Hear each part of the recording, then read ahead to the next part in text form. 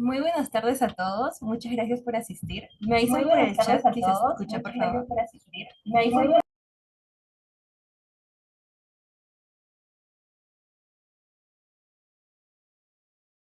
Hola, se escucha con eco, no sé si es que soy el único que lo escucho así.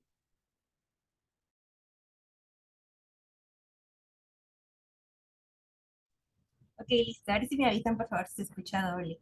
Bueno, es para mí un placer, mucho gusto. Soy Alejandra Vargas, presidenta de IPSA Perú.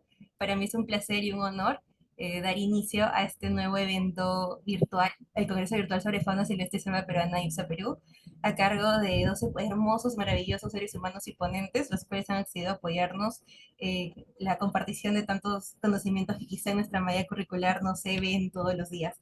El evento, como pueden observar, trata acerca de la selva peruana y la fauna silvestre, la cual alberga una inmensa biodiversidad. Va del 29 de abril, hoy, nuestro primer día, hasta el 4 de mayo, el segundo día. Siguiente, por favor. Y bueno, para que vean el cronograma, siguiente, por favor. Y para que vean nuestro cronograma, el día de hoy tenemos dos ponencias agendadas. La primera es riesgos zoonóticos asociados al tráfico de primates en el Perú, a cargo del PhD candidate, médico veterinario zootecnista Fernando Vilches. Y luego va a continuar la ponencia también del doctor Carlos Calvo con la vigilancia epidemiológica del proyecto del Centro de Inteligencia y Epidemiología en enfermedades infecciosas emergentes. Esperamos que les guste mucho la ponencia. El doctor ya se encuentra aquí en sala con nosotros. Siguiente, por favor. También recordarles que vamos a tener una trivia el día viernes, si no me equivoco. Aquí tienen todos los requisitos y esto ya vamos a ver más adelante. Siguiente, por favor. Siguiente, por favor. Y bueno, para presentar al ponente. Este es el doctor Fernando. Su charla va a ser acerca de riesgos zoonóticos. El doctor es graduado de la Facultad de Medicina Veterinaria y Zootecnia de la Cayetano, aquí en Lima, Perú. Su investigación se centra en enfermedades infecciosas en la vida silvestre, especialmente en virología y epidemiología de enfermedades zoonóticas entre primates neotropicales, con extensos trabajos de campo en estaciones biológicas en el Perú y liderando proyectos dentro de ANPs, con pasantías y capacitaciones complementadas en la USP de Brasil y en la Universidad de Cornell en Estados Unidos. Actualmente es investigador asociado al Instituto de Medicina Tropical Alexander von Humboldt. Es estudiante de doctorado en el Departamento de Enfermedades Infecciosas y Salud Global en el Cummings School of Veterinary Medicine de Tufts University. Y también ha sido parte de la directiva de UPSA Perú con anterioridad, ha sido uno de nuestros miembros fundadores. Siguiente, por favor. Las reglas de la ponencia son las siguientes. La cámara y el micrófono apagados, por favor, y las preguntas en el chat para leerlas al finalizar su ponencia. Ahora sí, doctor, nos comenta si quiere empezar ya o si tiene alguna petición o requerimiento técnico. No, está bien. Muchas gracias por la introducción. Eh, no sé si, a ver, voy a compartir mi pantalla. Creo que necesito habilitar, que me habiliten para poder compartir pantalla. Ya le digo host, doctor, me avisa, por favor. A ver, sí, ya se puede compartir la pantalla. Sí, es Un segundo. ¿Ven mis slides ahora? ¿Pueden ver mis slides? sí, doctor. Ok, muchas gracias por la introducción, Alejandra. Igual, muchas gracias por la invitación. Estoy muy feliz de poder participar de esta actividad de IPSA. Como bien comentabas, pues yo fui parte del primer grupo de coordinadores de IPSA Perú y me alegra mucho ver lo mucho que el equipo ha crecido y de todos los planes y todas las extensiones que han tenido a lo largo de estos años. Realmente que me da mucha alegría seguir, seguirlos en sus páginas de Instagram y ver siempre que están haciendo nuevos contenidos, nuevas actividades, y eso me llena mucho de alegría. El día de hoy, bueno, voy a hablar un poco sobre la investigación que venimos haciendo. Como mencionaron, yo soy médico veterinario asociado al Instituto de Medicina Tropical Alexander von Humboldt de la Universidad Peruana Cayetano Heredia. En el instituto nosotros nos dedicamos a estudiar enfermedades, en la gran mayoría, bueno, es un hospital, perdón, el instituto queda dentro de un hospital humano. Por lo tanto, la gran mayoría de laboratorios y la gran mayoría de investigación que se lleva a cabo en el instituto está relacionado con la salud humana. O sea, ha hecho mucho trabajo en el instituto sobre, por ejemplo, virus como el HTLV, HTLV1, o el VIH, o enfermedades bacterianas como tuberculosis. Pero en mi laboratorio, que bueno, pertenezco a la unidad de virología del instituto, nosotros hemos abierto este campo para estudiar las enfermedades zoonóticas que pueden ser transmitidas por fauna silvestre. Y dentro de una de ellas, la especie en la que me dedico a estudiar, las especies en las que me dedico a estudiar son justamente primates de América del Sur o del Neotrópico, por eso viene el nombre primates neotropicales, que pertenecen al trópico del continente americano.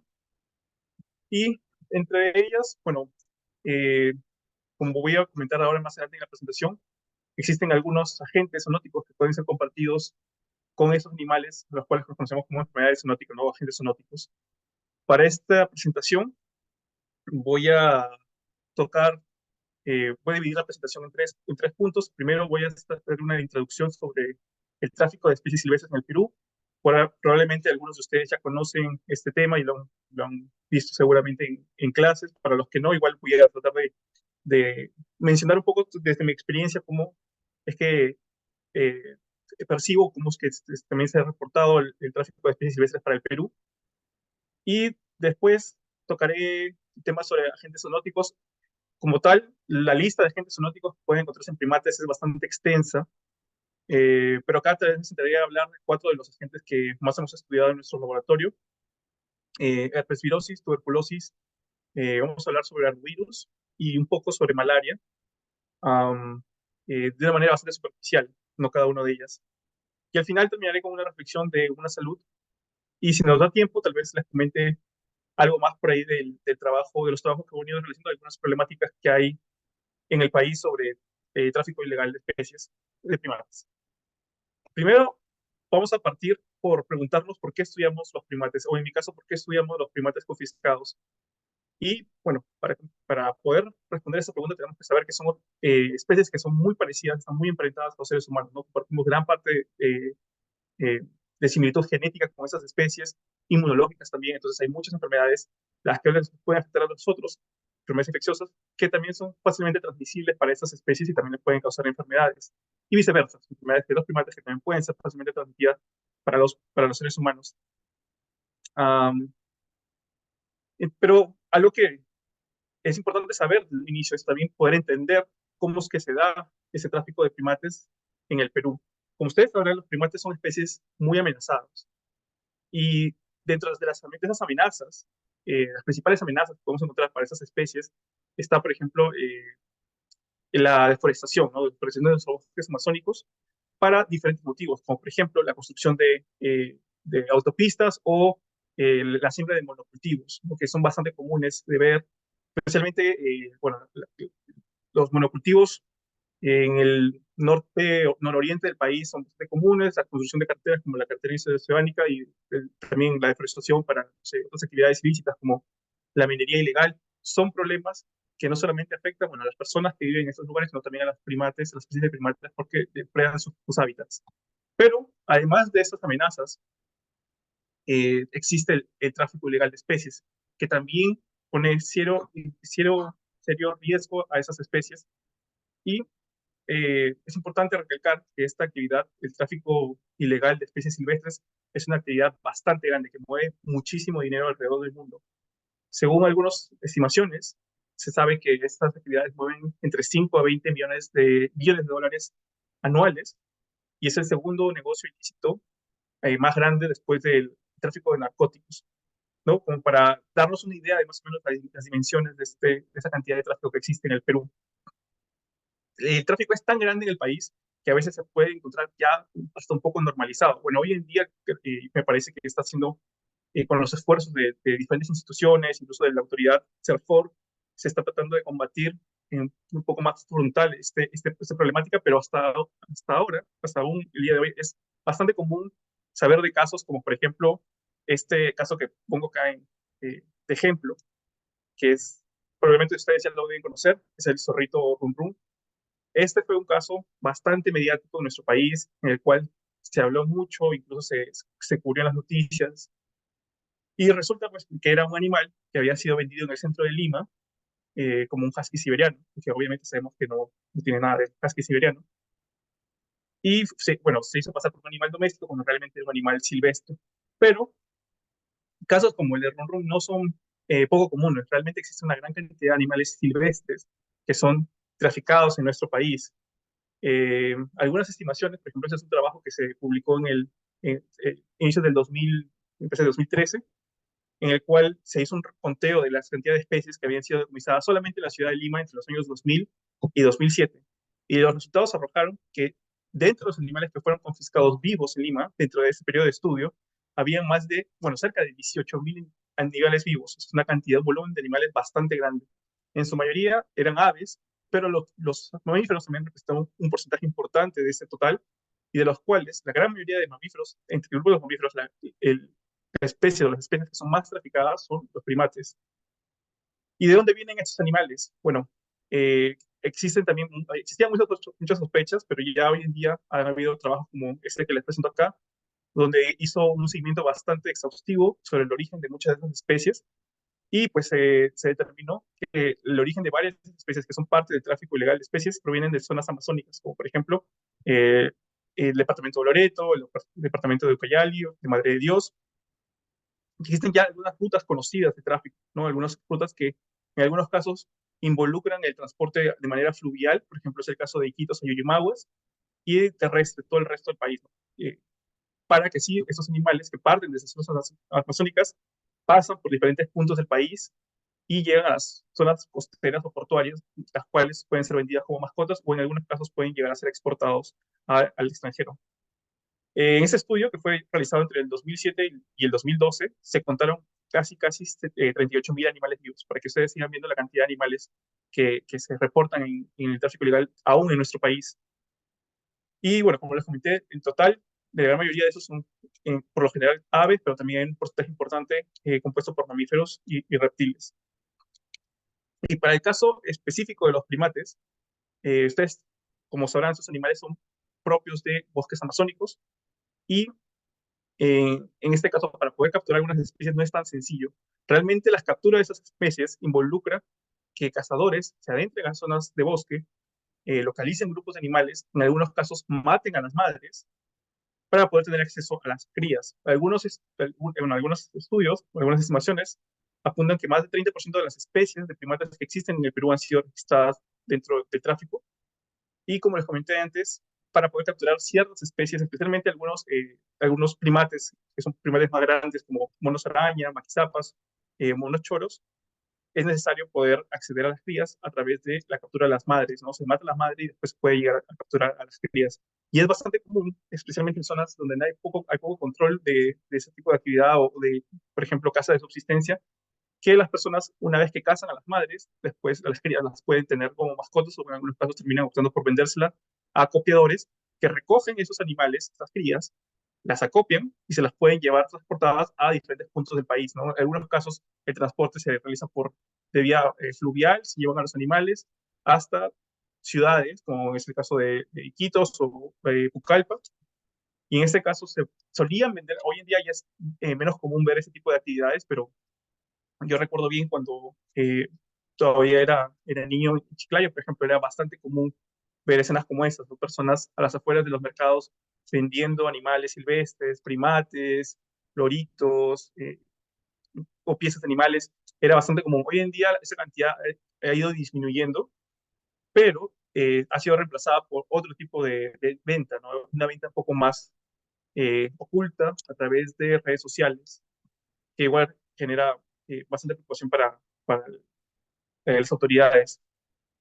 Y finalmente estos animales eran vendidos y llegaban a puntos del país donde bueno, podían vivir dentro de casas con personas o eran llevados a coleccionistas para que los tengan dentro de propiedades privadas. Algunas estimaciones hechas por personas de nuestro grupo de investigación apuntan que existen, bueno, en Perú son extraídas cerca de 35.000 primates cada año, ¿no? De los bosques amazónicos. Algunas especies son extraídas, como les comenté, para consumo de subsistencia o caza de subsistencia, pero existe otro porcentaje de estas especies que son extraídas para la venta y es la que más preocupa. 27, como les comenté, hay algunos datos que apuntan más de 30, otros que dicen entre 27 de las 55 taxas que existen en el Perú de primates han sido registradas, por ejemplo, en este caso por nuestro equipo de trabajo dentro de tráfico ilegal de especies, representando cerca del 50%. Entonces, estamos hablando que más del 50%, o cerca del 50% de las especies de primates que existen en el país son traficadas de manera bastante frecuente. Y esto solamente es una gráfica para ilustrar y bueno, hacer un breve resumen sobre ese ciclo de tráfico que ocurre en el país, ¿no? Donde como les comenté a un inicio, existen personas que se adentran a los bosques amazónicos para poder capturar esas especies, después esas especies son transportados y vendidos en mercados o diferentes otros centros urbanos. Después, las personas que compran estos animales los tienen en sus casas, en muchos casos en condiciones bastante eh, negligentes, ¿no? Hay un mal manejo de esas especies por las condiciones que algunos de esos pueden requerir. Nos ha tocado ver en nuestra experiencia de todo, desde animales que, por ejemplo, son, no sé, casi estrictamente nectarívoros o insectívoros, dándoles de comer, no sé, comida, plátano, por ejemplo, que les dan solamente plátano o que les dan un alimento que no es propio para esa especie, ¿no? Lo que les lleva en muchos casos a tener problemas de malnutrición y después de eso, bueno, los animales se pueden eh, deprimir, bajar las defensas y suelen también estar más expuestas a infecciones. En algunos casos, yo diría que es en la gran minoría de los casos, en la minoría de los casos, algunos de esos animales, algunos de esos primates que son rescatados, son enviados a centros de rescate donde pueden tratar de rehabilitarse para poder regresar al ambiente silvestre de nuevo, ¿no? Después de un largo proceso de rehabilitación. Sin embargo, como les comenté, no son todas las especies. Yo diría que casi el 90% de esos animales terminan falleciendo o ya sean los traficantes o en el proceso antes de poder llegar hasta un centro de rescate. Eh, a través de esta imagen, lo que también les quería demostrar era que ustedes pueden darse una idea de los diferentes componentes en cada una de esas etapas del tráfico, ¿no? Por ejemplo, los patógenos que van a estar presentes o involucrados en esta primera etapa, en la etapa uno, no son los mismos que, por ejemplo, en la etapa 3, mientras que en la etapa uno podemos ver que pueden haber la presencia de diferentes agentes que están circulando en esos bosques amazónicos que representan un riesgo para la salud humana, especialmente esas personas que tienen contacto con estos animales silvestres. No va a ser la misma, por ejemplo, comparándolo con animales que ya están dentro de hogares, ¿no? En este caso, la transmisión de enfermedades puede tener otras especies, otros componentes. Acá yo diría yo que hay un mayor componente de patógenos que pueden ser transmitidos de forma más cercana y entre ellos algunos patógenos humanos incluso que pueden ser transmitidos a los primates. Y debido a esto vamos a conversar ahora, sí, de los potenciales agentes zoonóticos que pueden ser encontrados en especies de primates. Y para comenzar a hablar de esto, quiero mostrarles algunas de las imágenes que hemos podido recopilar a lo largo de estos años de trabajo. Por ejemplo, esta foto la tomé por allá cerca del 2020 o 2019, me parece, 2019-2020, en zonas en una parte de Aguaitía, que queda, o sea, bueno, cerca a Pucallpa, más o menos a unas par de horas. Y como ustedes pueden observar acá, existen dos personas, o dos niñas aquí, que están teniendo como mascotas a monos choros, ¿no? Fueron recientemente sacados del monte, así me contó el papá, ¿no? Que habían sido cazadas las madres, y las crías, pues las trajo a casa y las niñas las estaban criando como sus muñecas en este caso. Y acá también podemos observar la presencia de animales domésticos, por ejemplo, el gato que está acá detrás en el fondo, o el perro que está acá también atrás, junto con la comida que les va a ser entregado. Entonces acá tenemos varios de los componentes donde podría haber el riesgo de una transmisión de enfermedades entre diferentes especies o incluso hacia las personas. Pero para que quede también un poco claro, esta dinámica de interacción entre humanos y primates no es propia solamente de nuestro país, no solamente es propia del Perú, se puede observar en diferentes partes de América Latina o incluso también se puede observar en países como Estados Unidos. Es una foto que tomé en el año pasado, en Halloween, eh, como bueno, parte de la festividad de Halloween, fui a Salem, el pueblo de las brujas acá en Massachusetts, que es bastante conocido por las brujas de Salem. Y en uno de esos tours me topé con una persona que estaba al costado mío, justamente que tenía acá un macaco en el hombro. Ese no es un peluche, es un animal silvestre. Y esa señora lo traía y estaba en contacto con decenas de personas eh, junto con este primate, lo cual a mí me hizo llamar mucho la atención. Le tomé la foto y esta foto más que nada es para ilustrar también que esta interacción, esta aproximación que existe de personas y primates no solamente es propia de nuestro país, se puede observar en otras partes y sí supone un riesgo de transmisión de enfermedades, como vamos a hablar ahora. Existen algunas enfermedades, que nosotros llamamos como zoonosis, que pueden ser enfermedades que los animales, en este caso los primates, pueden llegar a transmitir hacia las personas. Pero existe otro tipo de zoonosis, que vamos a llamarle zoonosis reversa por la dirección, en el cual hay enfermedades de los seres humanos que puede ser transmitida y pasada a los primates. Eh, Ahora vamos a hablar de dos de estos ejemplos de zoonosis reversa. Como les comenté, uno de ellos es el herpes virus humano, simplex tipo 1, y el segundo, vamos a hablar de micobacterium tuberculosis. Ambos son enfermedades que pueden llegar a ser letales en las especies de primates si es que se llegan a contagiar esas especies. Estas son algunas fotos, por ejemplo, de casos clínicos que hemos podido encontrar en nuestros trabajos de primates infectados con el virus herpes simplex humano, ¿no? O HCV1. Como ustedes pueden apreciar, generan lesiones ulcerativas bastante agresivas y severas que puede terminar con la muerte de los animales en cuestión de un par de días o 3. Son lesiones bastante, como les comenté, bastante severas y que, bueno, en lo que se sabe, lo que se ha reportado en estudios eh, en diferentes partes del mundo es que llegan a tener una alta mortalidad, una altísima mortalidad. Estamos hablando de una mortalidad cercana a casi el 100% para estas especies.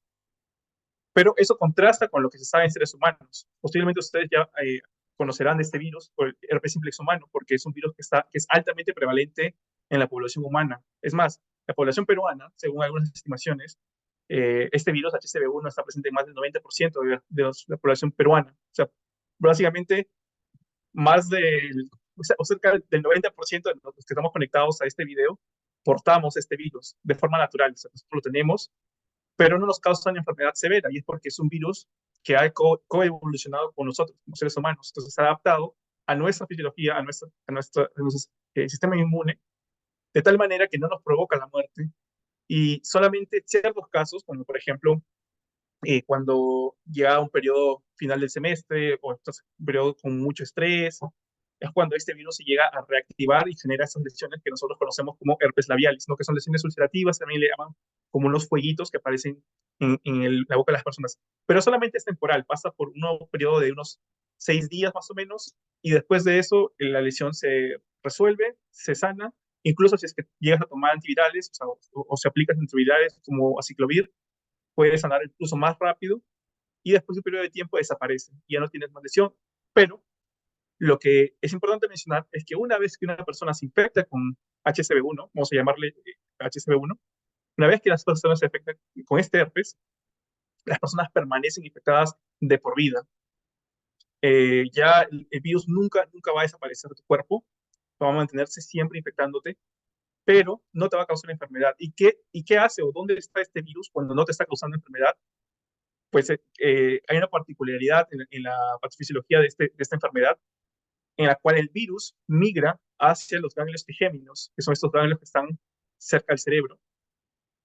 Y dentro de este ganglio eh, entra en una fase de latencia, en la cual no se generan nuevas partículas virales, o sea, no hay nuevos viriones saliendo al exterior causando lesiones. El virus se mantiene dentro de estas células neuronales, pero de una forma latente, o sea, no llega a mostrar su forma lítica.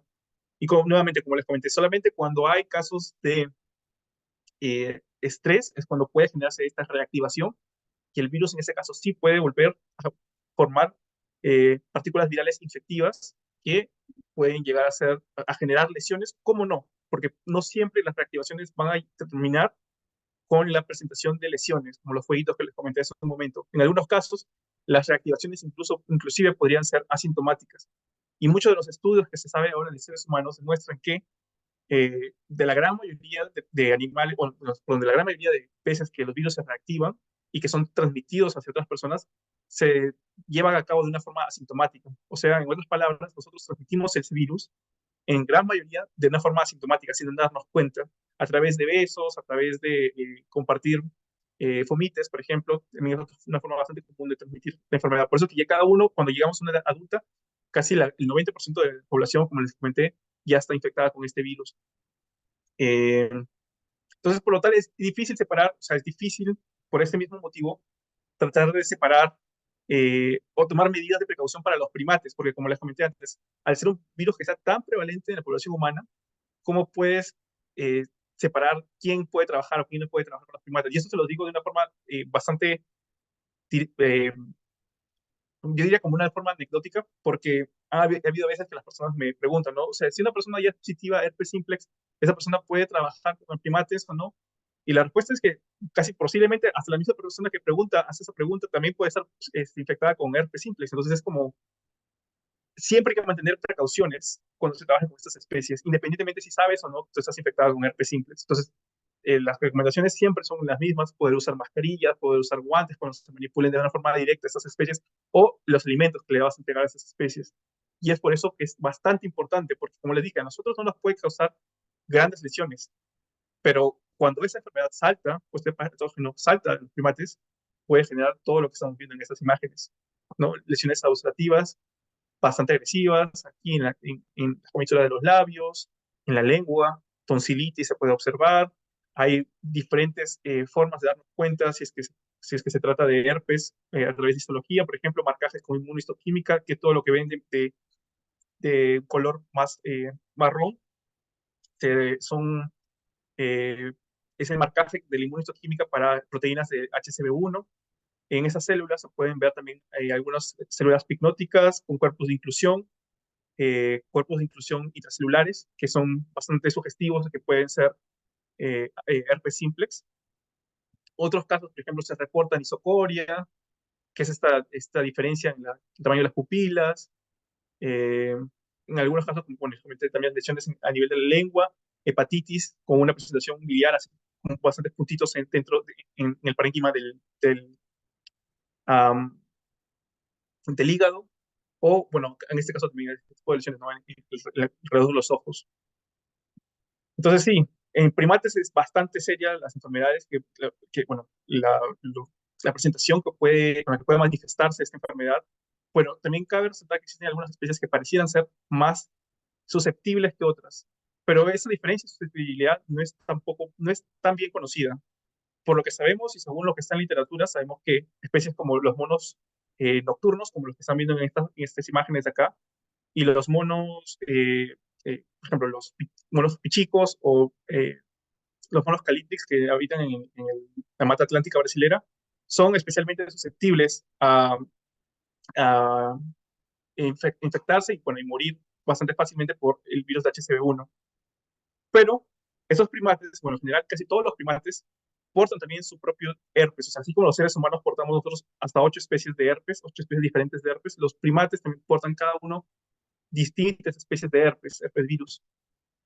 Y aquí en esta imagen que les muestro, eh, básicamente lo que les enseño aquí se llama un tangliograma. Estoy tratando de correlacionar los hospederos de primates junto con los tipos de virus que hemos podido detectar en nuestros estudios. En el lado izquierdo están viendo la filogenia, bueno, o el cladograma evolutivo de las especies de primates. Tenemos al ser humano acá y diferentes especies de primates neotropicales acá, ¿no? De las diferentes subfamilias, ¿no? Telidae, Cebidae, Epitesidae.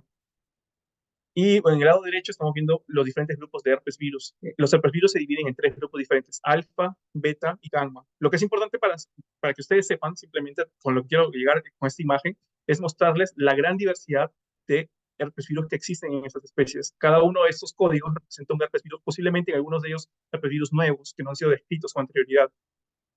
Um, y bueno, en algunos casos se plantean que estos herpes son bastante especie específicos, ¿no? Que no son especies que suelen transmitirse de una especie para otra.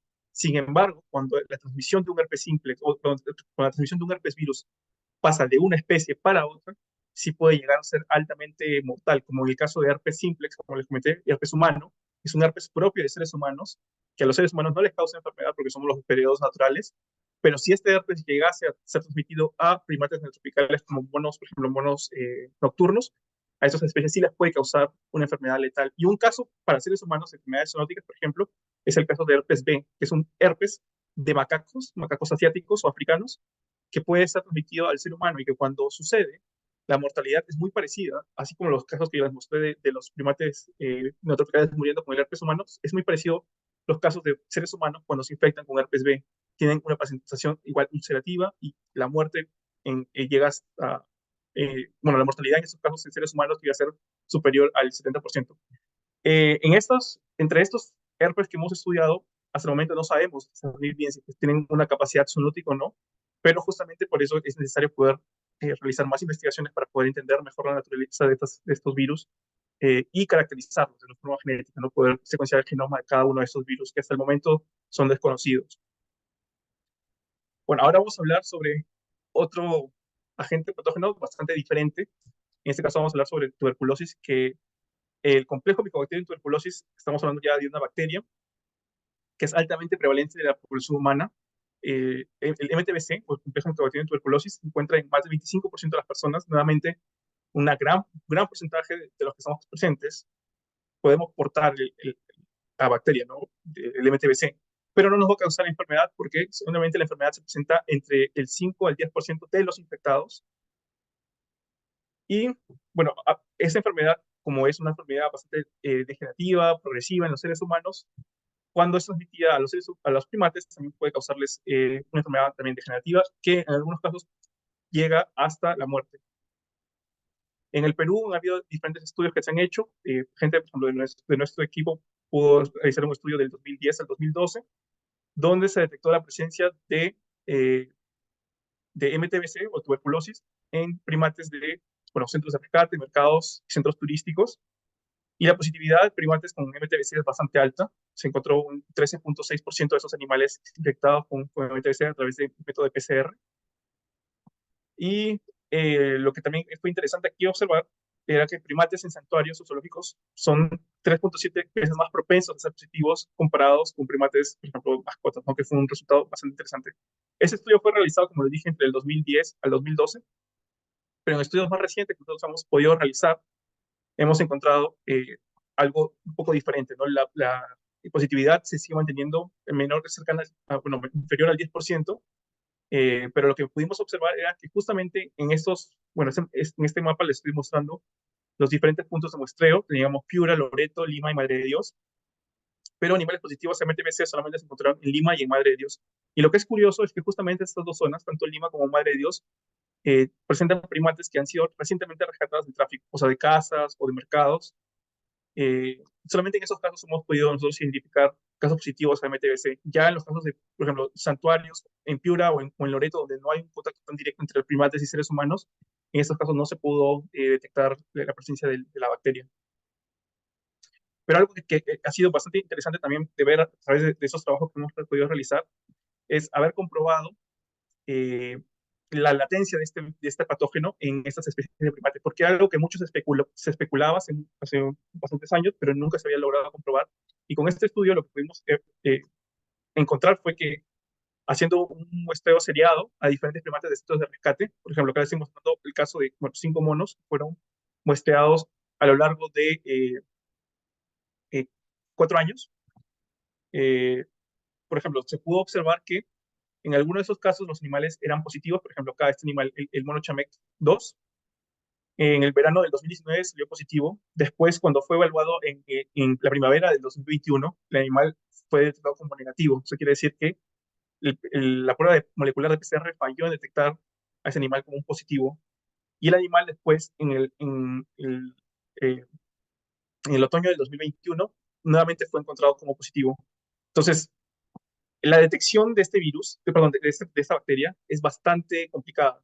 Si tú muestras a un grupo de animales, por ejemplo, y encuentras que son animales negativos, realmente existe poca certeza hoy en día con los métodos que empleamos de poder determinar si es que este animal realmente es un negativo o no, al menos por el uso de herramientas eh, de moleculares, ¿no? Habría que, en este caso, poder evaluar el uso de otras herramientas como herramientas serológicas para tratar de determinar si esas podrían ayudarnos, tal vez con mayor sensibilidad, detectar casos positivos entre los primates. Pero hasta donde tengo entendido, no existen de manera comercial ni de manera experimental en el Perú laboratorios que trabajen de esta manera para poder detectar la seroprevalencia en diferentes puntos del país para especies de primates contra MTBC.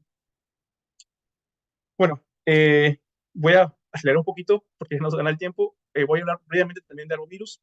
Los arbovirus son un grupo de virus que, a diferencia de los dos patógenos que mencioné antes, que son patógenos mayormente relacionados con seres humanos, esos son virus más relacionados con el ambiente y la circulación silvestre.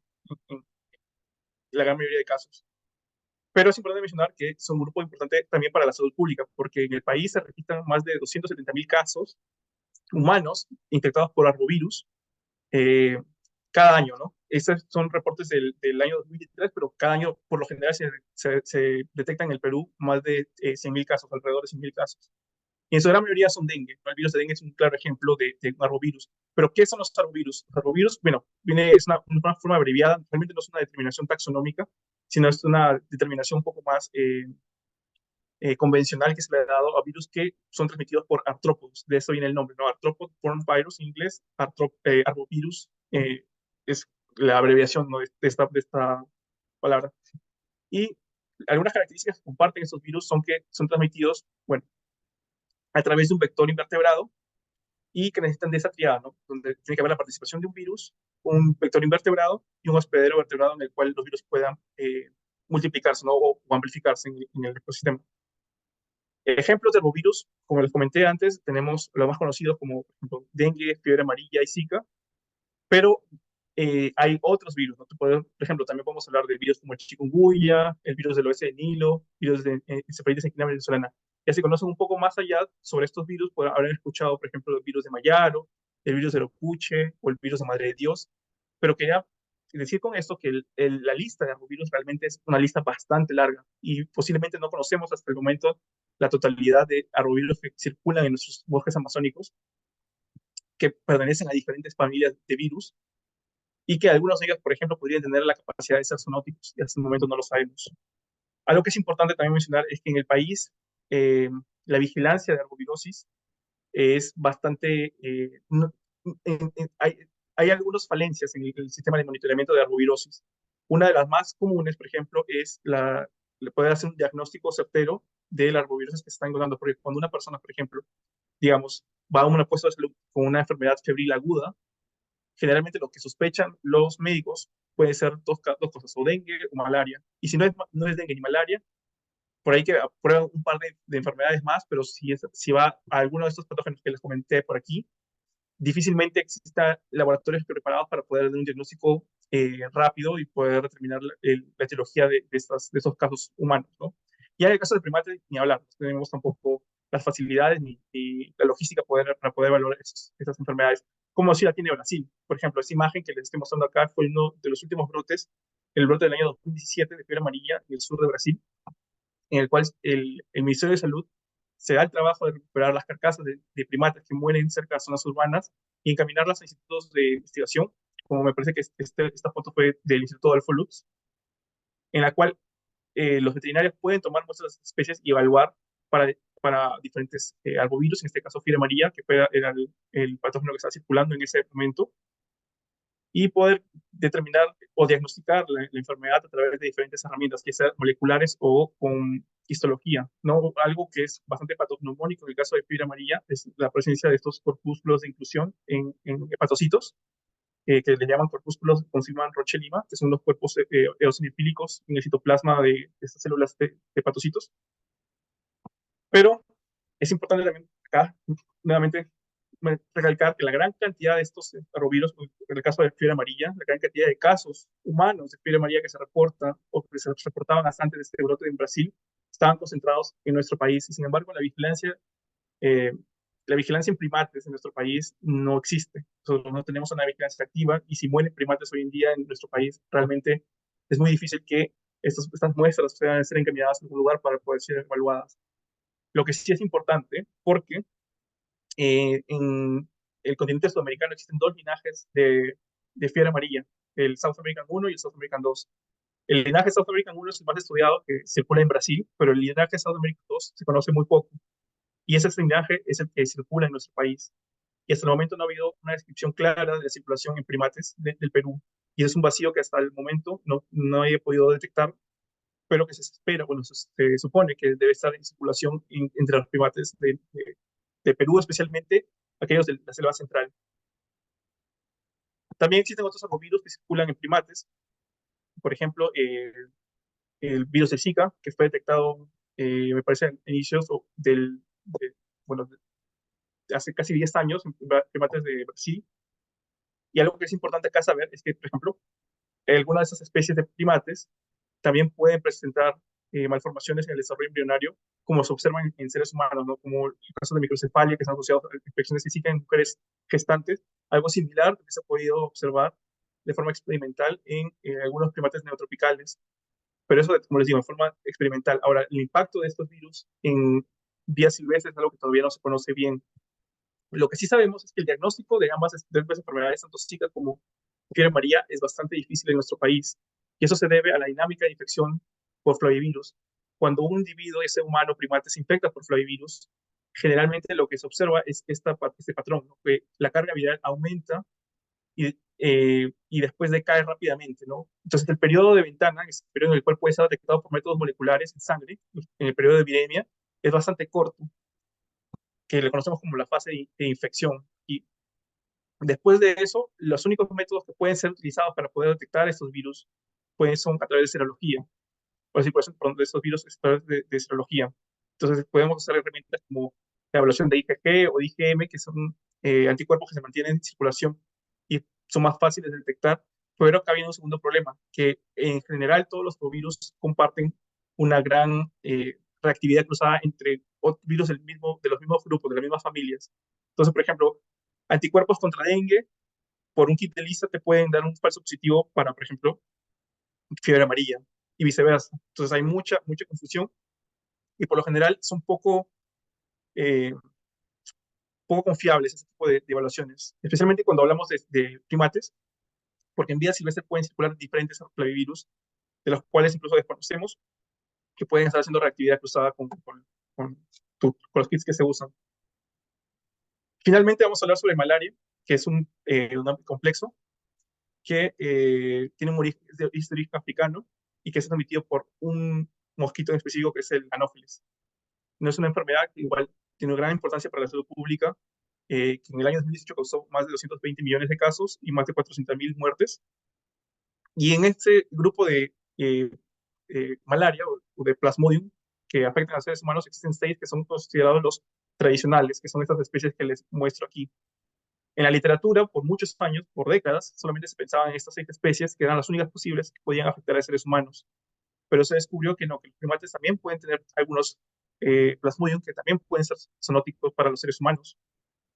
En los estudios que se han hecho, sabemos que tanto primates del viejo mundo, o sea, primates que habitan en África o en Asia, comparados con los primates del nuevo mundo, pueden ambos grupos presentar sus especies de plasmodium. Pero acá hay una diferencia. Las especies de plasmodium que afectan a primates del viejo mundo son mucho más diversas. Como pueden observar acá, en algunos estudios que se han hecho, hay una gran diversidad de plasmodium que infectan a esas especies. Sin embargo, para los primates neotropicales, solamente se han descrito 2 especies, que son Plasmodium brasilianum y Plasmodium simium. Y mientras que Plasmodium simium está más asociado a zonas de mata atlántica brasilera, acá en el al sur de Brasil, Plasmodium brasilianum es el que más se ha detectado en toda la cuenca amazónica, ¿no? Por acá, en todo eso que es de color rojo. Ambos se piensa que fueron eh, importados, son parásitos importados de África, que no fueron propios de nuestro continente, sino que llegaron como, en este caso, Plasmodium vivax, Plasmodium malariae, o ancestros de esos Plasmodium, y una vez que llegaron a nuestro continente, se diversificaron, infectaron primates, y así fue que consiguieron expandirse entre diferentes especies de primates.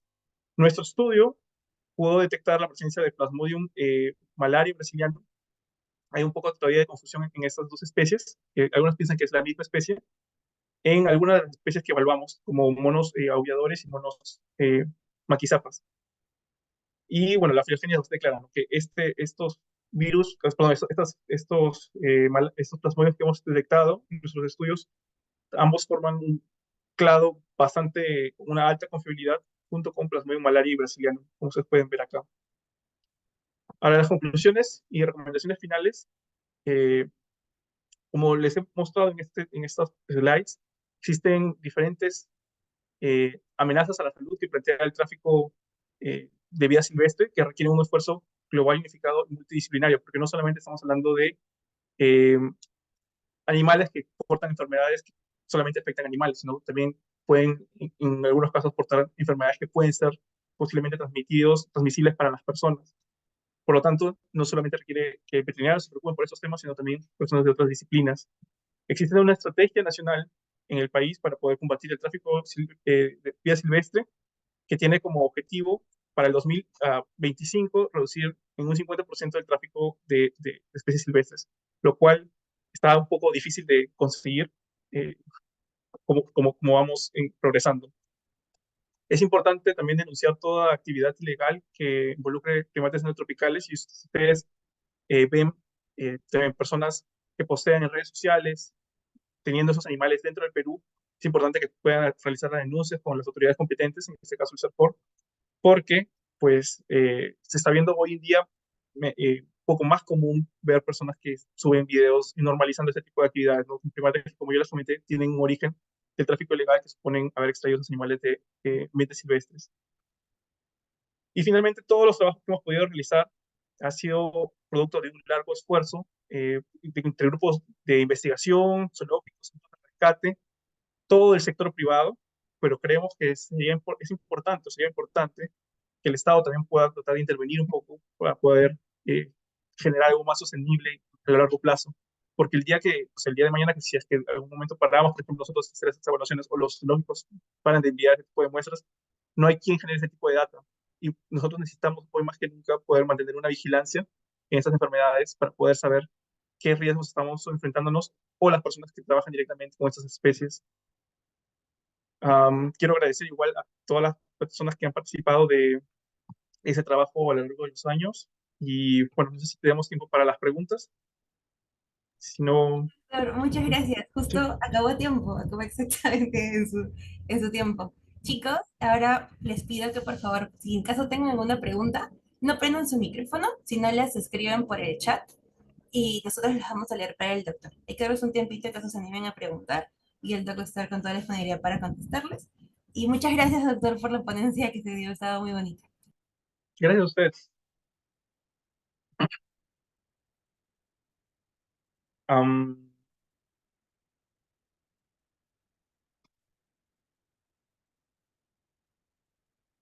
si nadie se anima todavía a preguntar algo, tenía unos par de slides más que preparé por si acaso para conversar. Esto es algo que me gustaría compartir con ustedes. Bueno, Carlos creo que va a preguntar.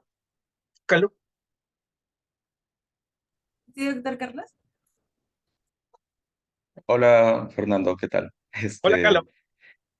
Bueno, yo tengo una pregunta que Sí. más o menos, o sea, sé que recién está haciendo investigación con respecto a esto, ¿no? Pero, Ujú.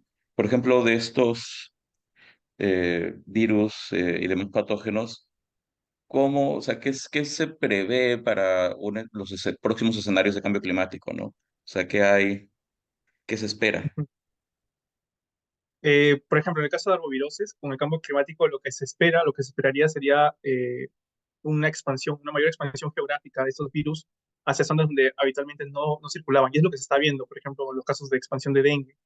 Pero, por ejemplo, el dengue se reporta hoy en lugares donde antes no se reportaba. Pero de igual manera, dengue es un arbovirus que es transmitido por vectores, bueno, invertebrados y así otros arbovirus como fiebre amarilla o incluso otros que no están mencionados en esta presentación podrían ganar mayor terreno y poder ser más fácilmente transmitidos eh, a seres humanos, ¿no? Por ejemplo, en nuevas áreas geográficas. Eh, sí, para los otros casos, los casos que mencioné, TB y herpes, pues lo que en entendimiento no sé muy bien cómo cambiaría ese esquema, ¿no? Porque son enfermedades que ya no dependen tanto del clima, sino más de un contacto directo con los animales.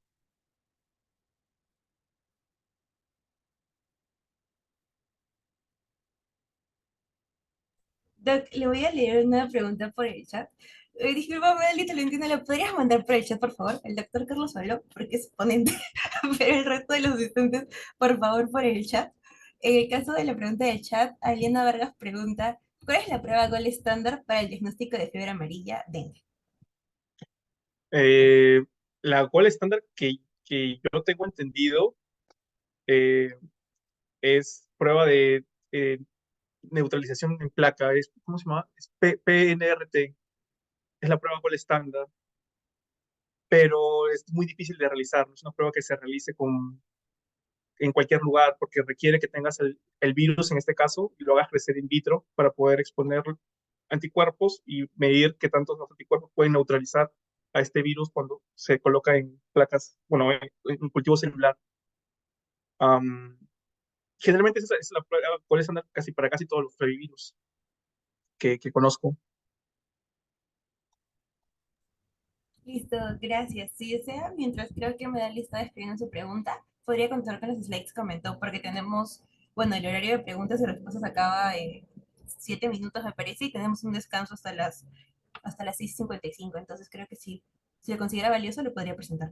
Sí, bueno, más que nada una información que es como una historia para contarles porque yo creo que es importante que las personas sepan de este caso, que nos afecta y nos afecta a nosotros, a la biodiversidad peruana, y es el caso del doctor Patarroyo. Entonces, ustedes preguntarán, ¿quién es el doctor Patarroyo? Pues, acá les presento a las personas involucradas en esta historia. Tenemos en la mano izquierda el doctor Manuel X. Patarroyo, que es un médico colombiano que por muchos años ha trabajado con investigación en malaria. Y por otro lado tenemos acá a la primatóloga Ángela Maldonado. El doctor Patarroyo es un traficante de especies de primates, es un traficante internacional.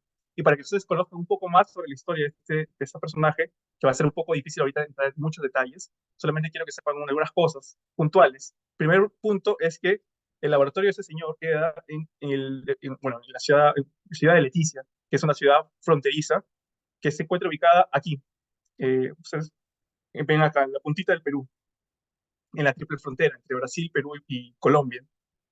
Leticia le pertenece a Colombia, y en esta ciudad, que es una ciudad pequeña, existe un laboratorio que se llama FIDIC, en el cual el doctor Patarroyo es el jefe de este laboratorio.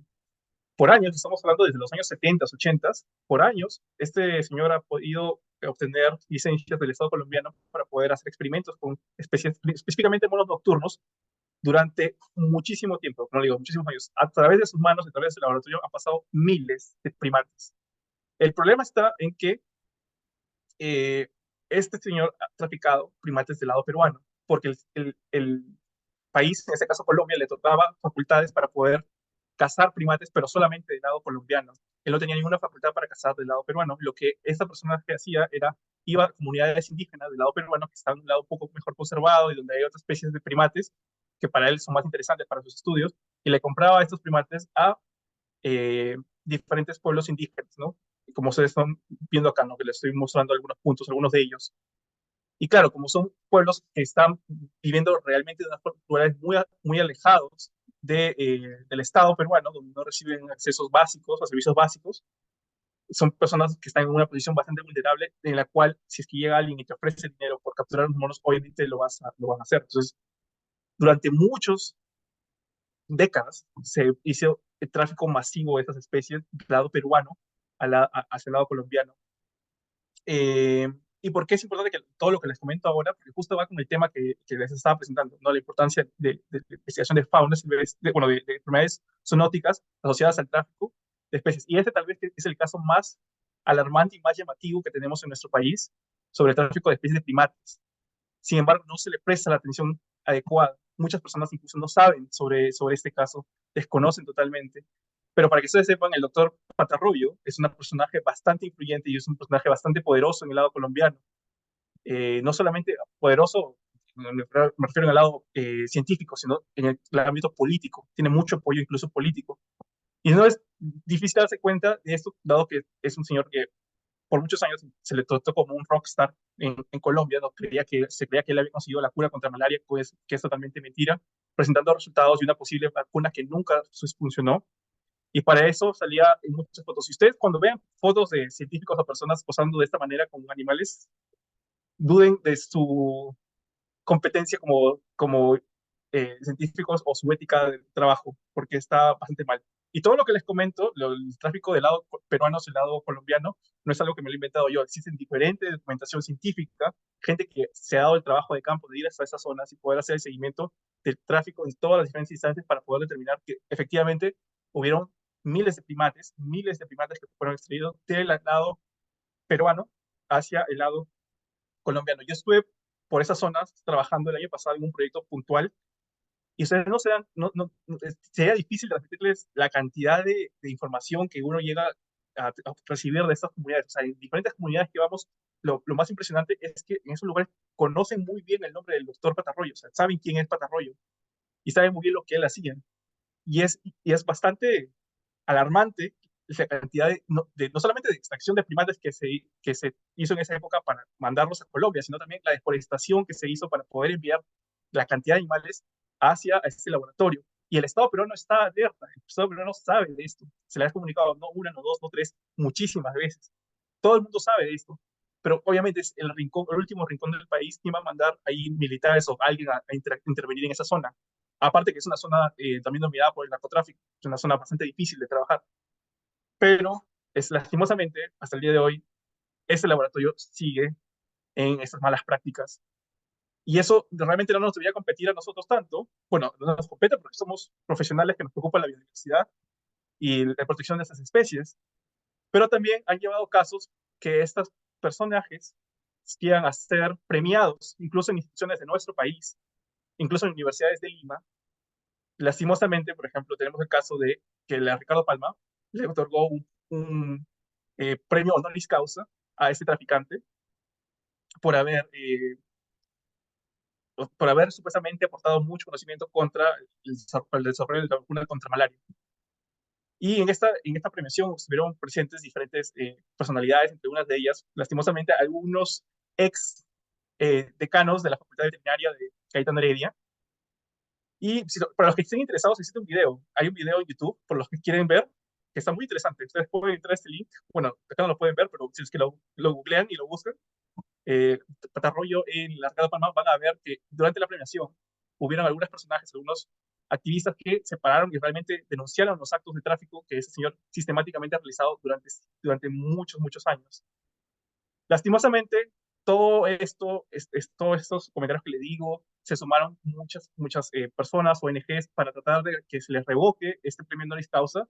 Sin embargo, la universidad respondió, hasta esta es la información que yo tengo hasta la fecha, respondió con una acta simplemente manifestando que la universidad le puede otorgar el premio a quien quiera, a quien se le plazca y nadie puede intervenir. Esa fue básicamente la respuesta de la Ricardo Palma. Um, pero bueno, esto es interesante porque también no solamente esa persona ha traficado primates, sino que también libera primates que fueron usados en experimentación en ámbitos silvestres. O sea, cientos de estos animales, de estos primates que se les quitaron el vaso, que se les experimentó para malaria, los sueltan así como si nada en ámbitos silvestres, en el medio del Amazonas, sin que nadie los controle, sin que nadie los supervise, sin que nadie los regule. Entonces, realmente esa zona de triple frontera es una zona que sería una zona bastante interesante y que nosotros estamos, pues, menos mal, estamos pudiendo obtener muestras para poder evaluar la transmisión de enfermedades. Y creemos que, bueno, mientras sigan habiendo ese tipo de actos, existen bastantes riesgos, no solamente para la salud de las personas, sino también para la salud de la población de primates que habitan en esa zona de triple frontera. Y bueno, eso nada más era lo que les quería comentar.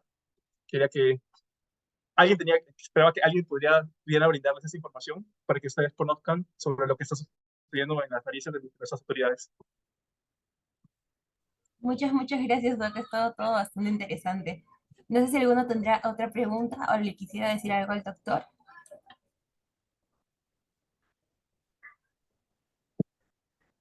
Me parece que ya no hay más preguntas en el chat, Doc. Pero en serio, muchas gracias, le agradecemos. Siempre es bonito recibirlo por parte de IPSA Perú. Vamos a una casa para usted, bueno, su casa, a fin de cuentas. Muchas gracias por todo.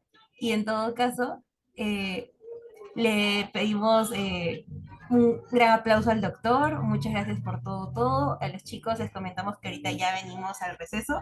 El receso es de, 10 y 30, bueno, de 6:35 a 6:55 y a las 6:55 volveríamos con el doctor Carlos Calvo para su ponencia, que es la última del día. Y de nuevo a todos, muchas gracias por acompañarnos. Continuaremos en breve. De nuevo, un abrazo, doctor. Muchas gracias por una bonita ponencia. Y a todos también gracias por estar prestando atención. Espero que presten atención porque tenemos nuestra trivia y algunas preguntas saldrán de esta ponencia. Así que muchas gracias y cuídese mucho, doctor. Muchísimas gracias. Muchas gracias a ustedes, gracias por la invitación. Cuídense. Chao.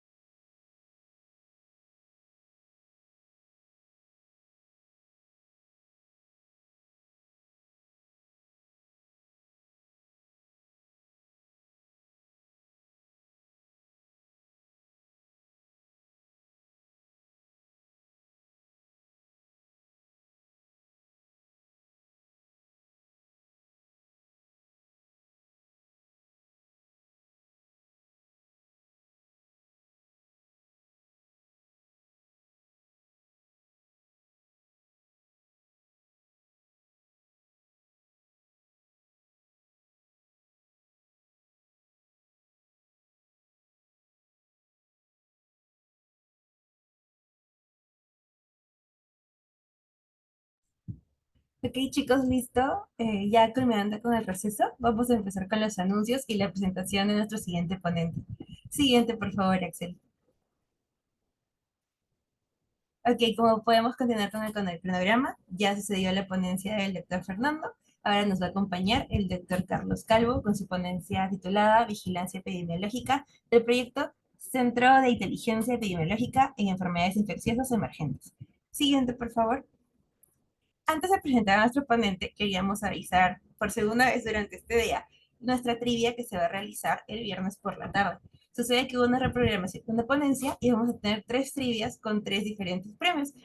Estas trivias consisten en, la primera, verdaderamente presta atención, vamos a recaer, vamos a tratar de conseguir la mayor cantidad de preguntas posibles de todas las ponencias que se vayan a dar hasta la fecha de la trivia y para poder retarlos a ustedes en un Kahoot y ver quién verdaderamente presta atención. La siguiente trivia sería cultura veterinaria, en el cual la directiva de Perú a todos sus profesores le va a hacer preguntas de diferentes materias para poder meterlas en esta trivia y ver qué tanto han aprendido, qué tanto recuerdan de la carrera si ya egresaron, qué tantos recuerdan de sus cursos y recién los han llevado, en fin, cualquier cosa de veterinaria puede venir en esta trivia. Y la trivia con más premios va a ser la última trivia, que es la de cuánto sabes de Ipsa Perú. Esta trivia va a tener de todo, nuestra historia, información que van a poder encontrar ya en redes sociales, están comentando algunas cositas en nuestros posts más antiguos, nuestros seguidores, pues vean, estoquenos en redes para que más o menos sepan eh, todo lo que pueda venir en el Kahoot, porque todo va a estar en redes, no se preocupen. Los requisitos para esto, seguir a IPSO Perú y el 73rd IBSA Congress. También darle me gusta a todas las publicaciones referentes a nuestro congreso de Fauna Silvestre y Selva Peruana. Y que en alguna de las actividades educativas que hayamos hecho desde el 16 de octubre del 2023, cuando empezamos las actividades académicas de nuestro periodo, hayan podido aportarnos económicamente con algún certificado, que hemos tenido una gran cantidad de certificados de todos los costos, porque estamos recaudando fondos para un congreso internacional que se viene en agosto. Ahora sí, siguiente, por favor. Cualquier pregunta nos pueden escribir. Y ahora sí, para presentar al siguiente ponente, con la charla virtual titulada, como ya mencioné, Vigilancia Epidemiológica del Proyecto Centro de Inteligencia Epidemiológica en Enfermedades Infecciosas Emergentes.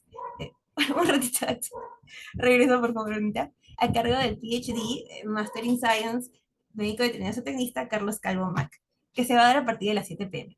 Ahora sí, médico veterinario zootecnista y magíster en ciencias del mar por la Universidad Peruana Cayetano Heredia, UPCH, doctor en medicina de la conservación por la Universidad Andrés Bello de Chile, investigador asociado del Centro de Inteligencia Epidemiológica en Enfermedades Infecciosas Emergentes de la Universidad de California, Davis, en Estados Unidos, investigador asociado del Centro de Investigación para la Sustentabilidad, sí, de la Universidad de la UNAP.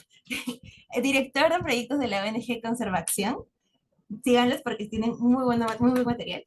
Y docente de la Facultad de Medicina Veterinaria de la UPCH. Ha participado y dirigido en diversos proyectos de ecología en enfermedades y conservación de la biodiversidad. Ahora sí, siguiente, por favor.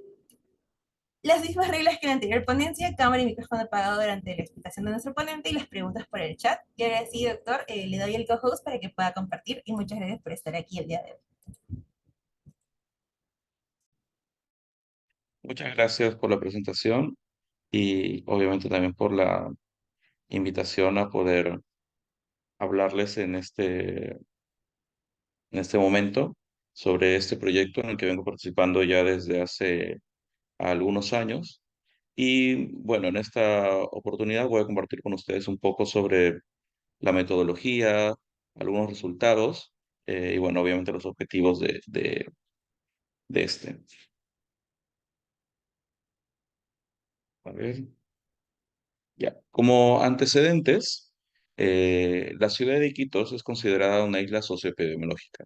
Es una ciudad en medio de la Amazonía peruana, la cual no tiene conectividad por tierra con carretera con el resto del país. Solo se puede llegar a esta, para los que conocen, por vía aérea o por vía fluvial, es decir, por ríos, lo que significa que más o menos es un poco diferente a otros lugares donde hay mucha conectividad por tierra, a diferencia de esta, ¿no? Además, es una ciudad bastante grande con más de 400.000 habitantes. Además, dentro de la historia de los patógenos, tiene una historia bastante amplia para ciertos virus en este caso. Como ya en la presentación anterior presentó Fernando un poco sobre los diferentes patógenos que se pueden transmitir desde los de los primates y desde otra fauna silvestre. Acá también vamos a ver dos grupos, por así decirlo. Lo primero son los arbovirus, ¿no? En el cual la historia o de la zona básicamente se remonta a varios eventos, varios brotes, ¿no? Desde, por ejemplo, síndromes febriles agudos por arbovirus, donde Fauché y colaboradores en 2010 detectaron un 39,8% de este síndrome. También los eventos de Zika, que creo que ya en la presentación anterior también los han mencionado, además de digámoslo así, como aparición o descubrimiento de virus nombrados en la zona, ¿no? Como el virus Iquitos o el virus Italia. Además, durante la pandemia del COVID-19, por el SARS-CoV-2, tuvimos una alta mortalidad, siendo probablemente una de las ciudades que más mortalidad tuvo, y se llegó a una seroprevalencia de 70% para junio del 2020, es decir, para los inicios de la pandemia, lo cual convirtió también a la ciudad como una de las más, de donde más exposición hubo para este tipo de coronavirus. Entonces, ¿qué otra cosa tiene también Iquitos para que sucedan estos brotes virales? Pues que cumple con muchas de las cosas que se necesitan para tener un brote epidemiológico de un patógeno de origen zoonótico. Para esto es una zona donde hay un gran crecimiento urbano y rural, hay una extensión de carreteras, lo cual hace que la probabilidad de que los seres humanos que se van extendiendo y van aumentando en sus poblaciones puedan tener más probabilidad de encontrarse con distintos reservorios y vectores silvestres. Dentro de estos reservorios de otros patógenos, siempre hay los grupos que son considerados actualmente como los grupos que mayor probabilidad tienen de transmisión de enfermedades. Algunos de ellos son los primates, por ejemplo, ya que debido a su cercanía con nosotros a nivel taxonómico, pues se considera que son un grupo bastante importante en la transmisión de patógenos hacia nosotros. Los murciélagos también. Los murciélagos también son considerados animales que son reservorios de muchos microorganismos, ¿no? Además también tengamos en cuenta que la Amazonía peruana es una zona de alta biodiversidad para muchos de estos taxones. También hay otro grupo de animales, también importante, que son todos los animales domésticos con los cuales nosotros como personas tenemos mayor probabilidad de contacto y de contacto directo con un perro o a través también de animales que consumimos, ¿no? Entonces, cuando alguno de estos animales, cuando está en las zonas rurales o periurbanas, tiene contacto con animales silvestres o con reservorios, también es otra puerta abierta para los brotes epidémicos. Entonces, ¿qué se puede hacer para prevenir? ¿Qué estrategias tenemos? Pues en ese sentido es donde ya desde hace varios años se habla un poco sobre el enfoque en una salud, donde la salud ambiental, la salud humana y la salud animal están interrelacionadas, donde todos debemos estar saludables, un ambiente saludable y no solo las personas saludables, sino también los animales que nos rodean. Y parte del enfoque de una salud es realizar la vigilancia epidemiológica que hablaba Fernando en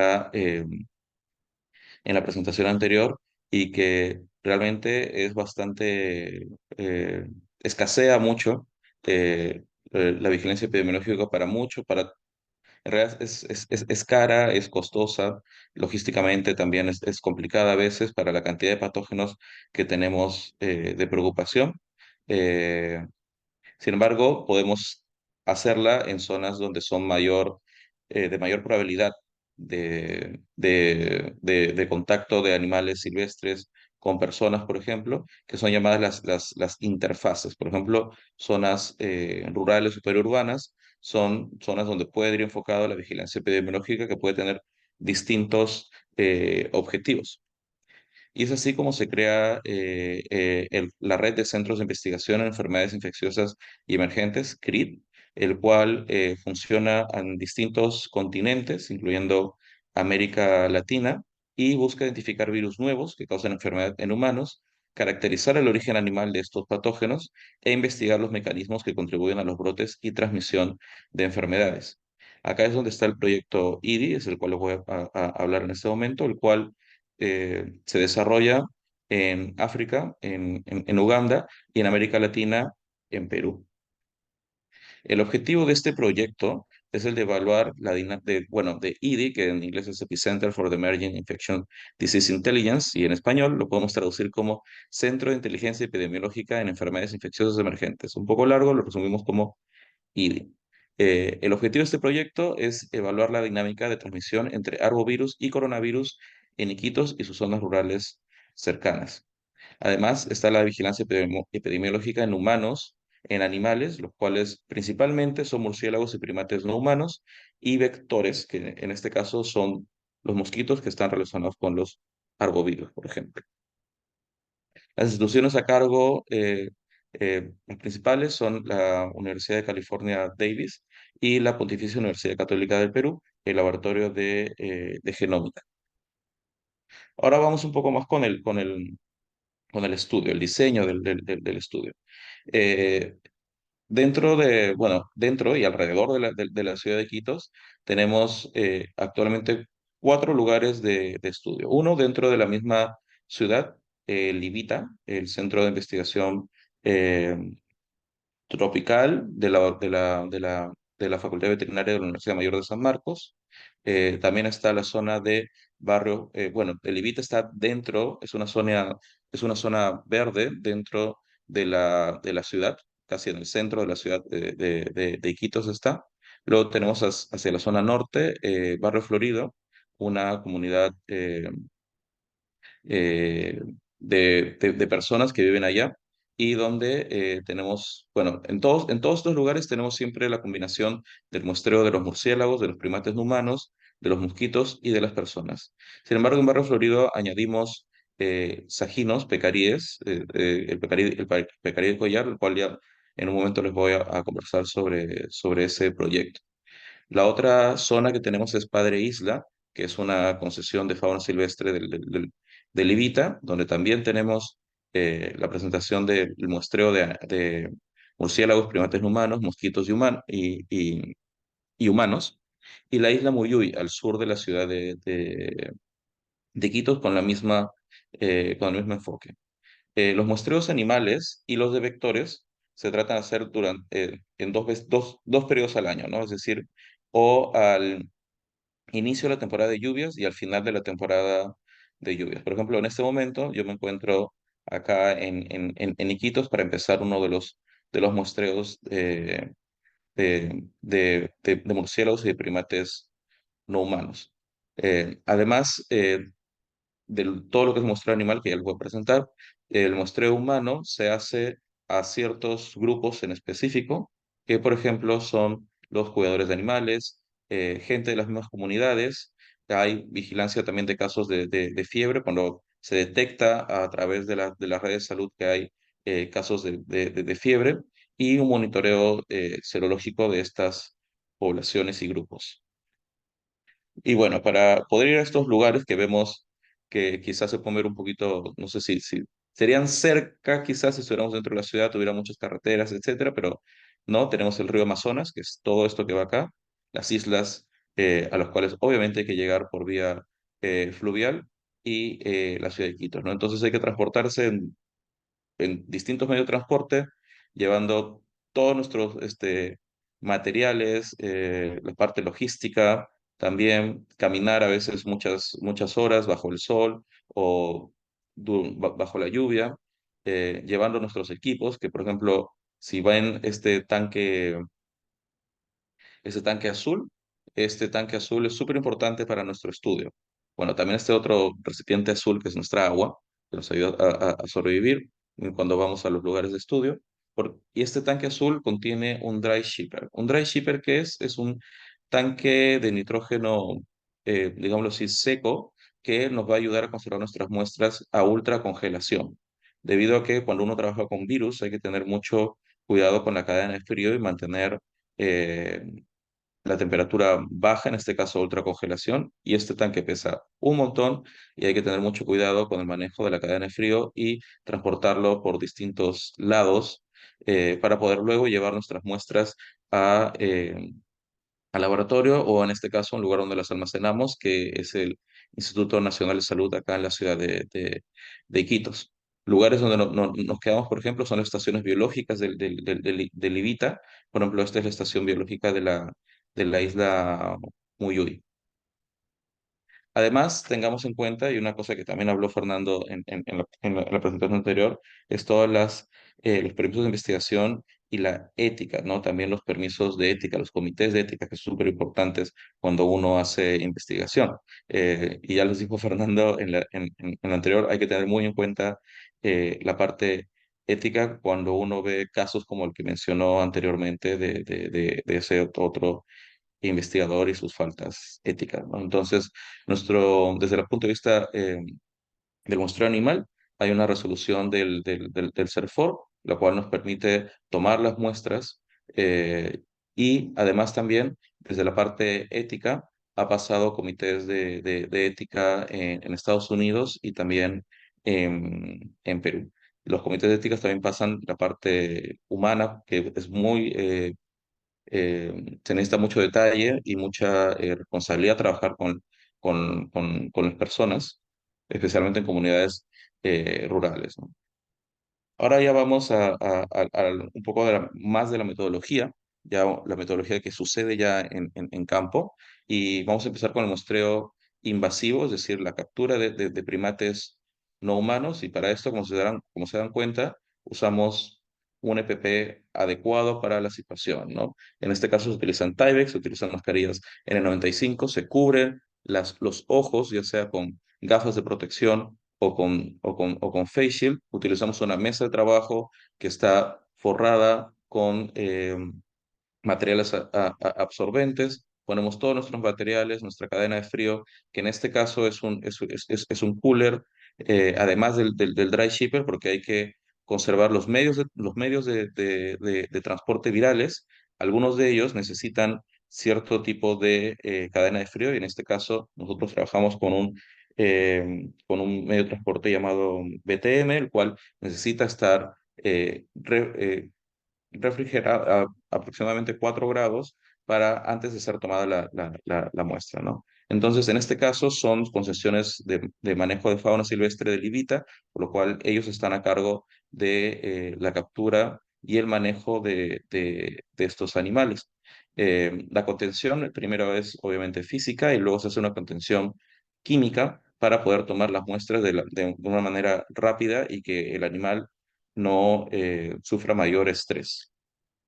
Algunas de las muestras que tomamos son hisopados orales. Utilizamos los hisopos de marca Copan, que están floqueados y de nylon, que nos permite tener mayor capacidad de obtener células y partículas virales de los distintos orificios. Por ejemplo, en este caso son hisopados también nasales. Si se dan cuenta, los hisopos son bastante chiquitos, difíciles a veces de conseguir acá en el país, ¿no? Hisopados rectales también, los cuales en algunos casos también pueden defecar los animales cuando están o anestesiados o cuando están en la contención, bueno, en sus jaulas de captura, así que ahí también se pueden hacer una recolección de muestras fecales, ¿no? Y también hacemos toma de muestra de sangre a las distintas especies que son procesadas.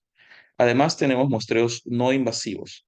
¿Qué quiere decir esto? En los cuales nosotros no capturamos a los animales, pero utilizamos distintos elementos para poder tomar las muestras. En este caso, en el video, es una muestra no invasiva de saliva. Utilizamos hisopos especiales, los cuales los llenamos con jugo de frutas. No los llenamos, los humedecemos con jugo de frutas y los monos los chupan y nos dejan su muestra de saliva. Y esta saliva puede ser utilizada para detección de patógenos o también de anticuerpos. También durante los momentos en los cuales se hace la captura de los primates de vida libre, en los cuales se ponen plataformas con alimento, algunas veces podemos encontrar heces alrededor, heces frescas, los cuales también los podemos colectar. Ahora vamos a los murciélagos. Para la captura de murciélagos utilizamos metodologías de redes de niebla.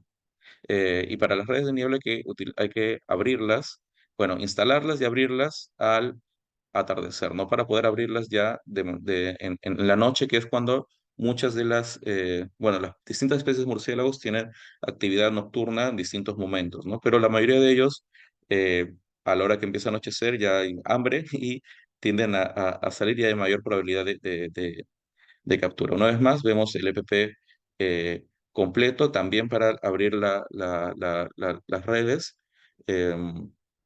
Y vemos el uso de linternas, ¿no? Porque trabajamos de noche, entonces hay que también utilizar una buena iluminación. Una vez que, bueno, revisamos las redes y vemos que hay animales capturados, se utilizan obviamente con guantes de cuero. La remoción del animal capturado de la red, hay que colocarlo en una bolsa de tela y estos se colocan en una línea, eh, todos los murciélagos, para luego ser procesados en la mesa de trabajo. Hay ciertas consideraciones que tenemos en cuenta para el bienestar animal en la captura y muestreo de murciélagos. Consideraciones que en realidad nos han ayudado a tener un buen nivel de bienestar animal para este estudio de murciélagos que últimamente ha sido bastante reconocido por otros expertos en murciélagos, ¿no? Uno, el equipo técnico necesita tener amplia experiencia en la captura de murciélagos. Luego tenemos que tener en cuenta el tiempo entre la captura y el muestreo. Tratar de reducir al máximo el tiempo entre que hay una captura y que vamos a procesar este animal. Es decir, este tiempo que está acá en la línea debe ser bastante, debe ser corto, ¿no? Para evitar el estrés de los animales. Hay que revisar constantemente el estado de los animales de manera individual, es decir, que los animales dentro de la bolsa estén perchando, no estén tirados en el fondo de la bolsa. Si es que encontráramos algún animal que no está perchando, pues debemos evaluar y ver si es que este animal lo liberamos inmediatamente, o se le hace o alguna situación de primeros auxilios, ¿no? Hay que considerar también la presencia de hembras preñadas. Muchas de estas especies están en reproducción todo el año y cuando nos percatamos de que tenemos hembras preñadas, esos animales no son considerados para el estudio, son liberados. Además, también cuando en mesa algunas veces podemos ver que el animal esté preñado, también este animal se libera.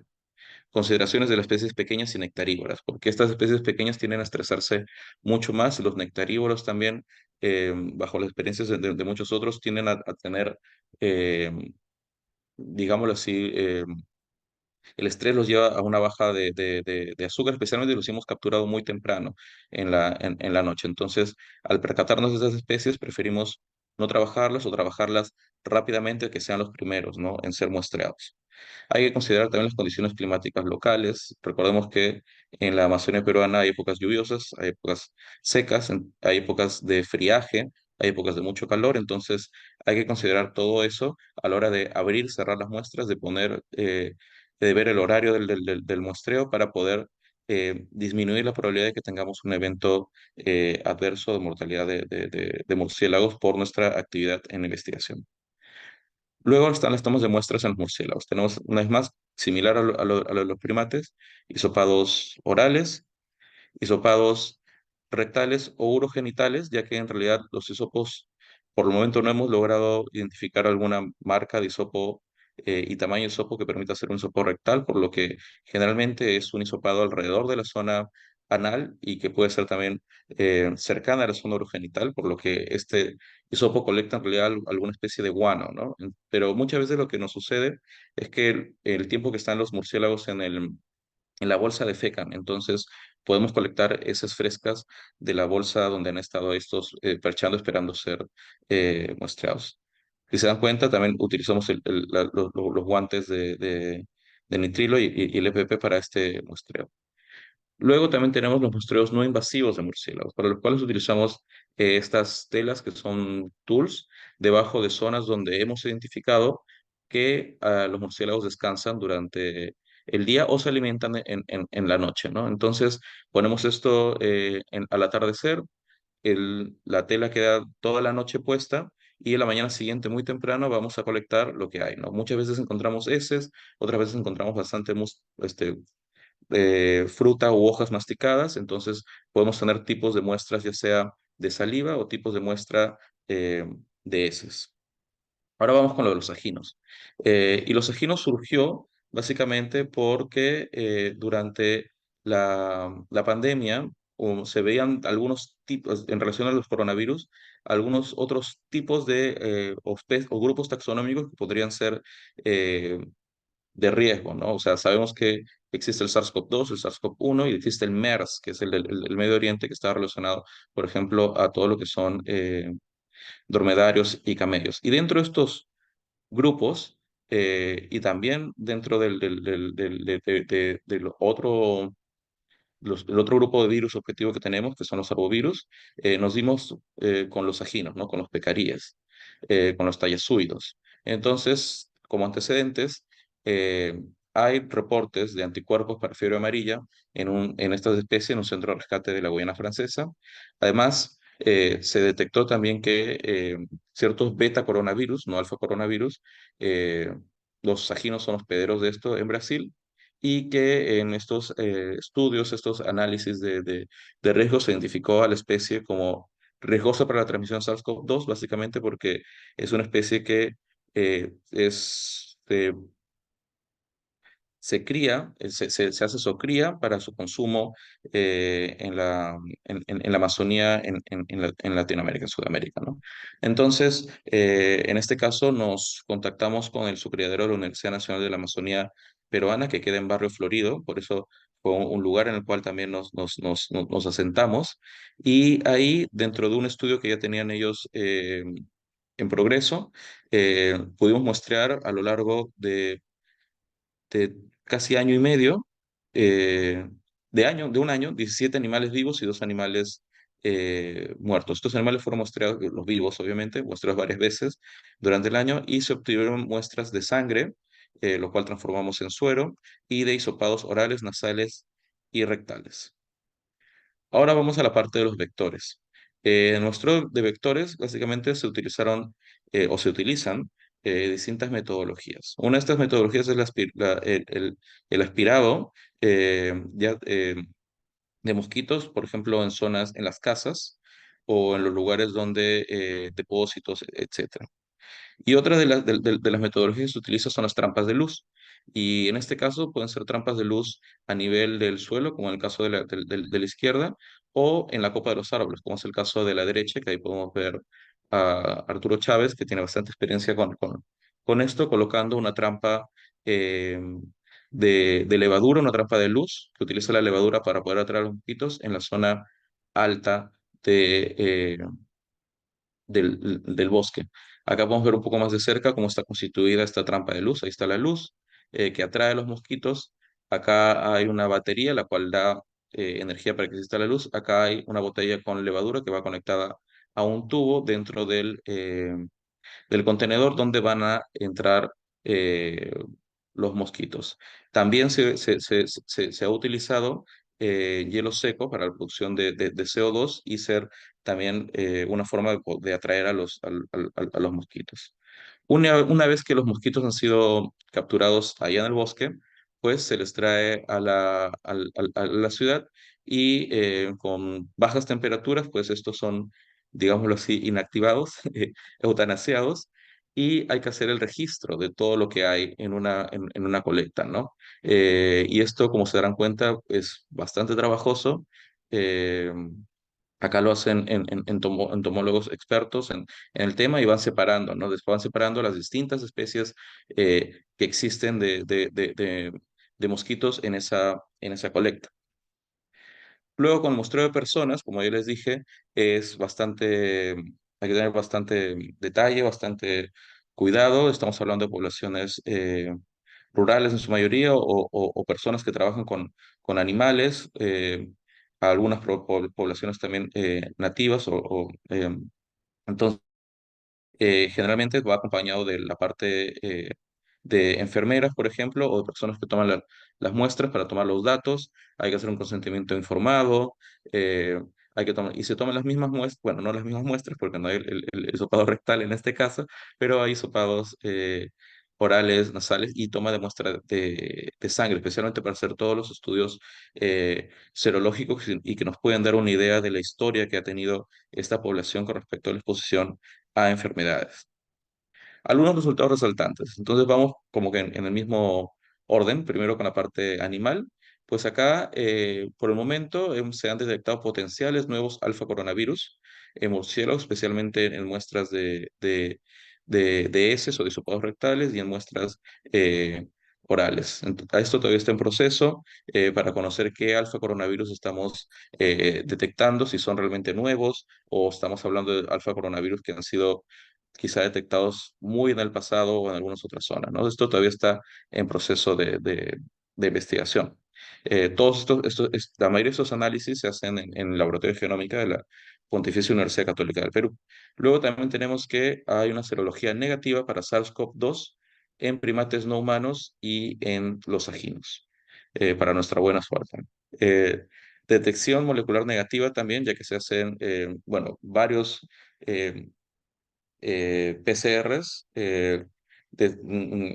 lo cual ya lo ve la parte del laboratorio en la Universidad Católica del Perú, en lo cual también tenemos detección molecular negativa para SARS-CoV-2 en primates no humanos y en sajinos de los hisopados.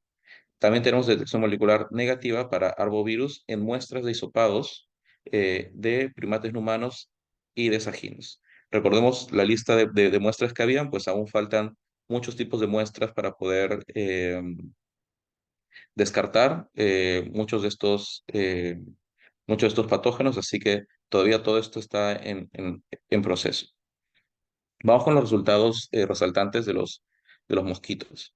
Pues acá se han detectado más de 50 especies de mosquitos entre las cuatro zonas de muestreo y se han colectado más de 25.000 mosquitos. Es decir, esto es un montón de mosquitos a lo largo de estos años.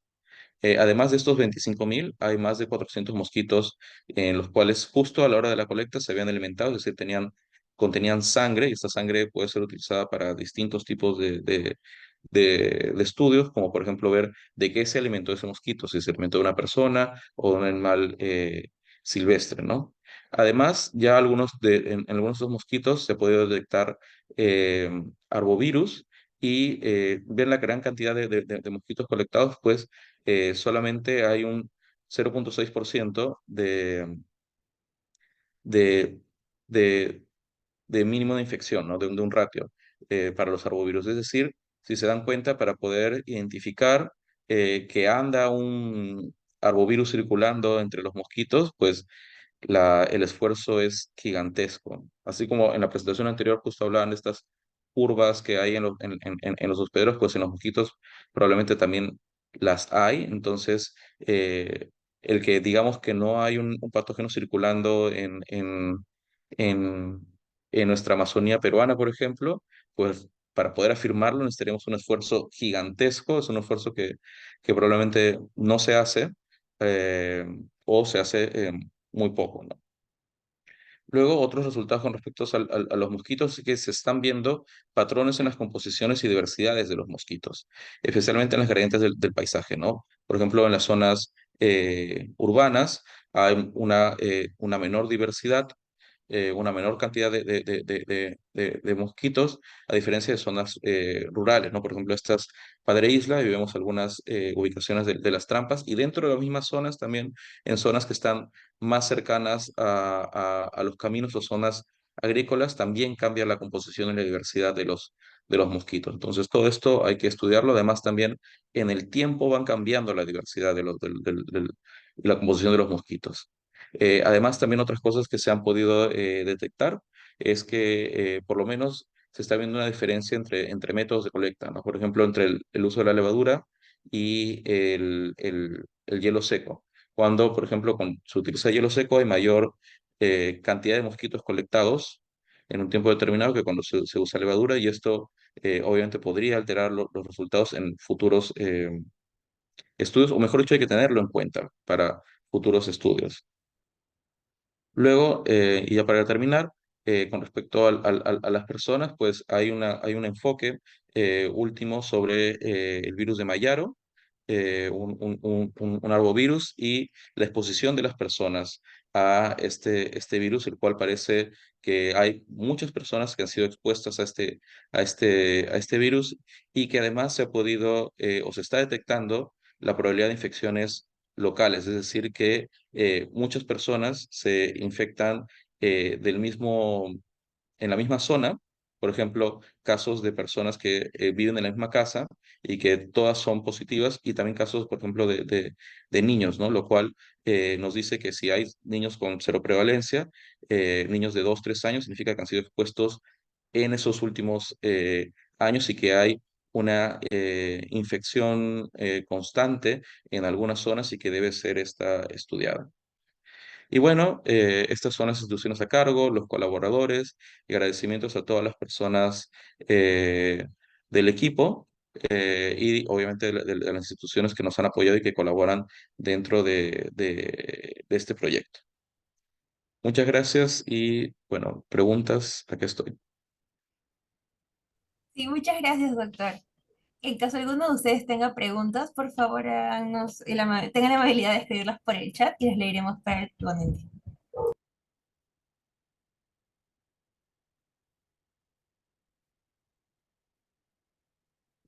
Veo una pregunta ahí en el chat, ¿no?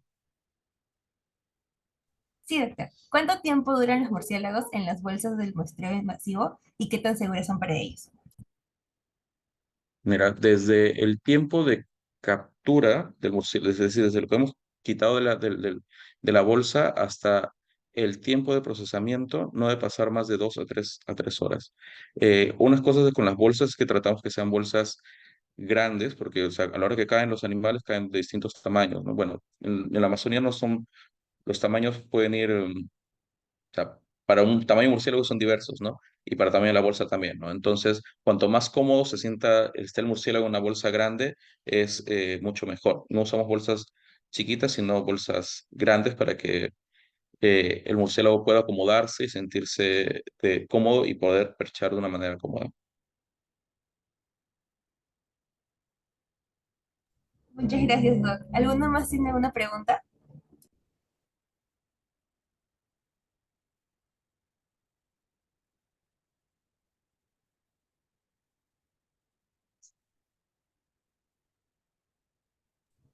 Me parece que no hay más preguntas, Doc.